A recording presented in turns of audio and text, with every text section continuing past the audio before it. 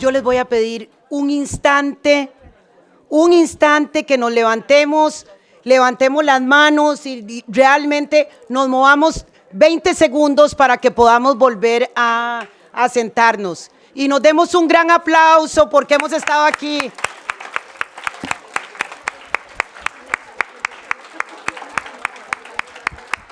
Exactamente. Ok, voy a hacer una introducción de un tema que es fundamental. Y yo quisiera plantear algunas cosas. Lo primero que todo es que quisiera felicitar la organización de un espacio como este, porque tenemos temas que nos dan la posibilidad extraordinaria de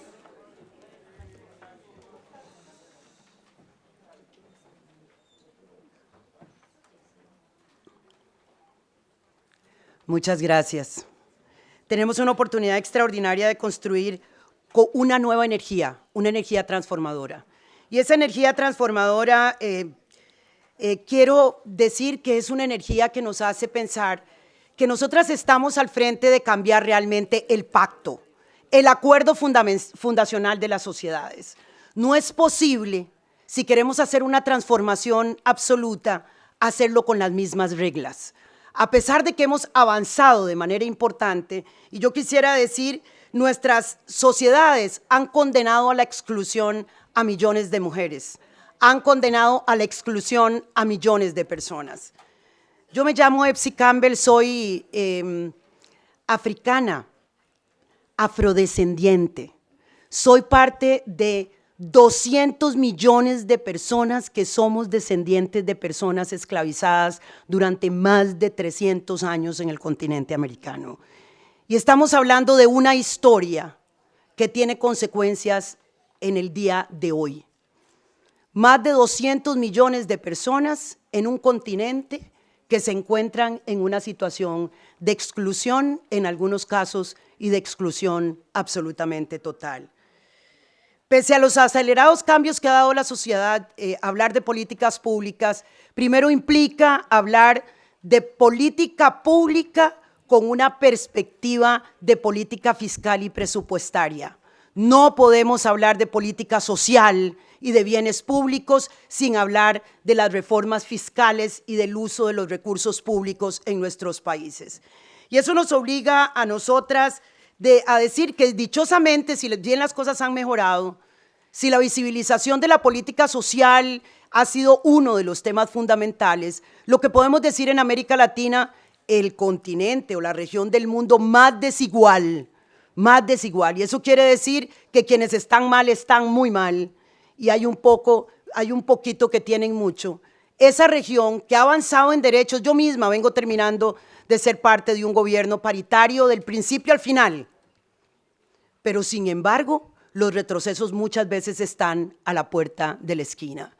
Y pensar en una política social implica empezar a utilizar datos, a tener una política de precisión, a utilizar además la posibilidad de concretar y rendir cuentas y de generar una serie de alianzas que implican un cambio de la estructura de poder que tenemos.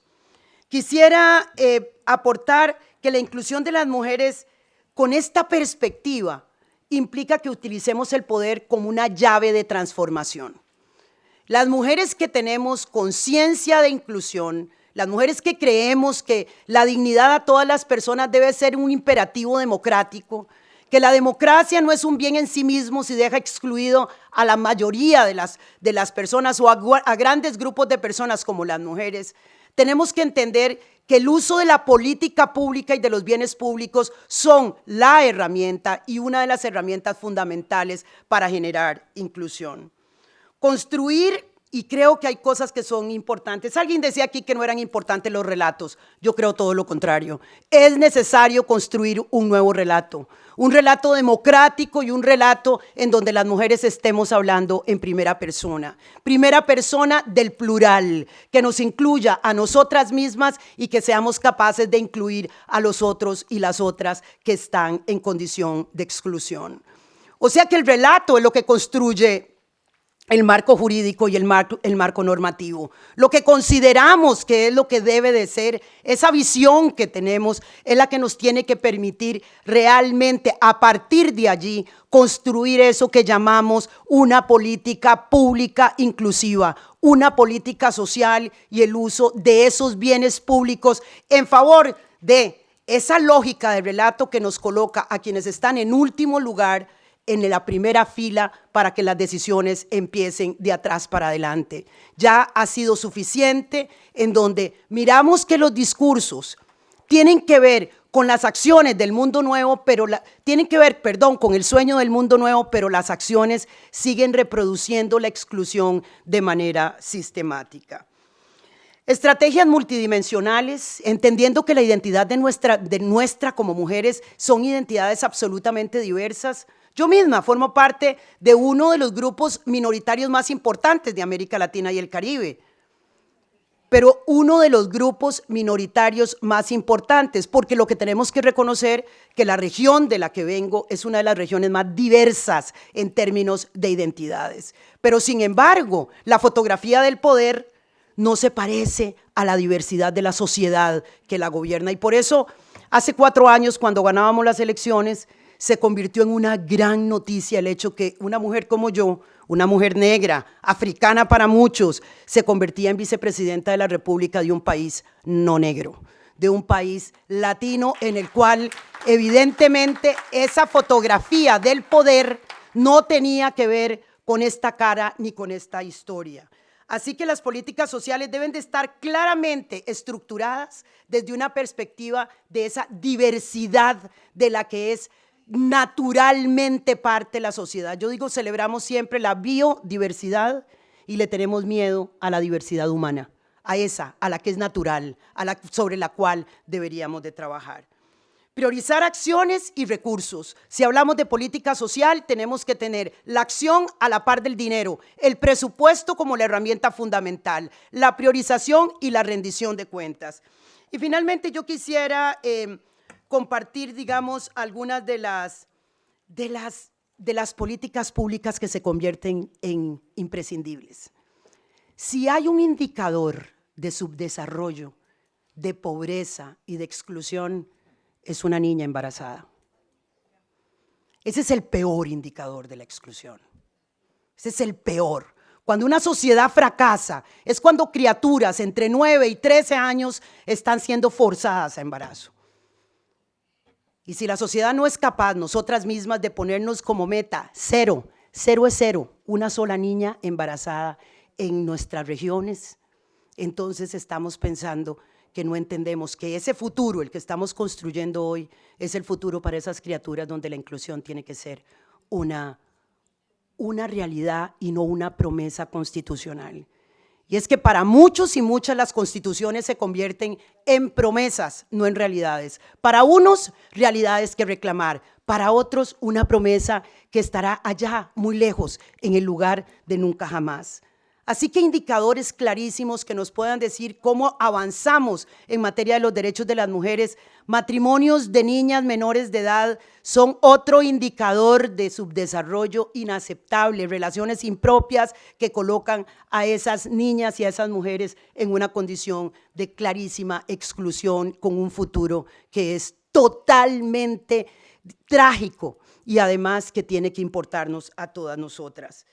Esa misma inclusión es la inclusión en donde yo creo que nosotras, mujeres, tenemos que ser capaces de hacer una alianza, las africanas y las latinoamericanas, una alianza y unos puentes. Gracias, María Teresa, gracias, porque nos permitís hacer esos puentes. ¿Cuál es la alianza? Después de la pandemia de COVID-19, ¿quiénes fueron expulsados del sistema educativo? ¿Cómo quedó clara la realidad de la exclusión? Aquellos que no tenían conectividad, no tenían dispositivos y no tenían agua potable tampoco. Así que nosotras tenemos que ser capaces de construir una alianza por una educación, por una política de educación universal, de calidad mundial y que brinde y que convierta la escuela en el centro del desarrollo de nuestras comunidades. La escuela para la nutrición, la escuela para el agua, la escuela como nodo de conectividad en las comunidades, la escuela para los servicios alrededor de la escuela. Tenemos que ser capaces de, si el 2030, ya tengo que terminar, ya la vi. Sí, ya voy a terminar. Si en el 2030 tenemos una agenda global en donde nos comprometemos a que nadie se quede atrás, empecemos haciéndolo nosotras y transformando con un acuerdo entre nosotras las mujeres. Yo quiero terminar realmente invitándolas a que hagamos la gran tribu. Nosotras tenemos que ser capaces de hacer una tribu. Porque la lógica de la tribu es que si uno está mal, todas estamos mal. Si uno se queda atrás, todas se quedan atrás.